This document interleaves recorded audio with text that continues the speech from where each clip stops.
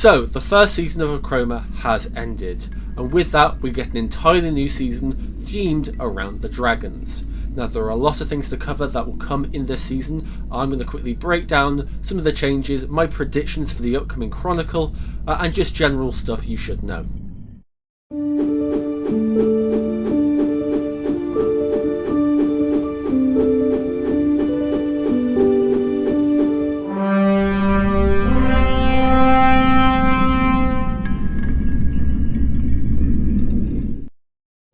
Okay, so let's start by talking about the two main things happening basically right now.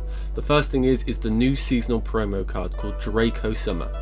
Now this is available to anybody on the shop who purchases £30 or more of Acroma products, and you know, if you want a discount you can always use code Wishwell10, etc, etc.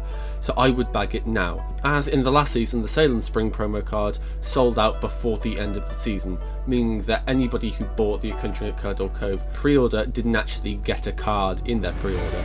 So I would not wait, I would get it as soon as possible if you wanted this card.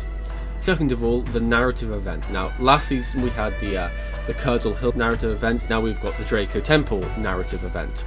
This is taking place on the 8th of July in their store down in Poole, and this is basically just to help get some games going for the Acrometer, because exact same as last season, the Acrometer will influence the fate of Draco Temple. Now, it will basically be the exact same. You've got the oversized cards influencing the game for everybody that get played at the end of every round.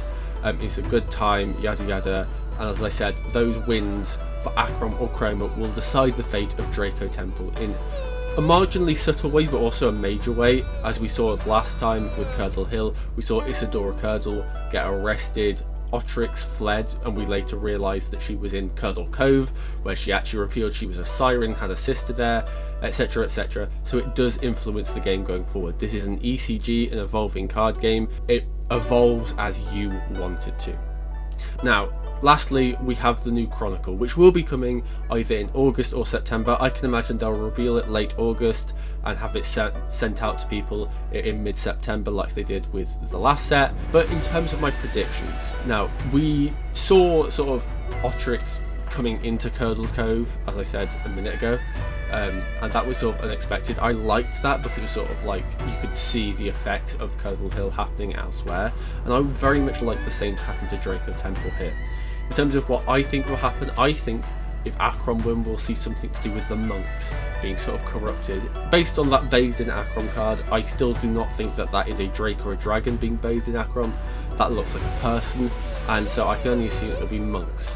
And remember, monks aren't magical. They get to their realm through meditation, and if they were from the Salem Planum, they would be using magic and wouldn't have to fly around on those ornithopters.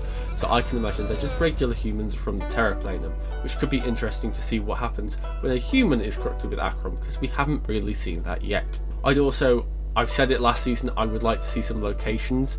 Mainly, for example, if Chroma win the corrupted portal in Arcus Fire, maybe that gets reactivated, we get to see the lost fairies go home via that portal, and they could then appear in the next Sparata set when Sparata Autumn comes around. But yeah, it's really anyone's guess as to what will happen with Draco Temple. It is down to you. So for this period of July, any wins you get in rank mode do set forth the narrative of Draco Temple and change the game forever going forwards.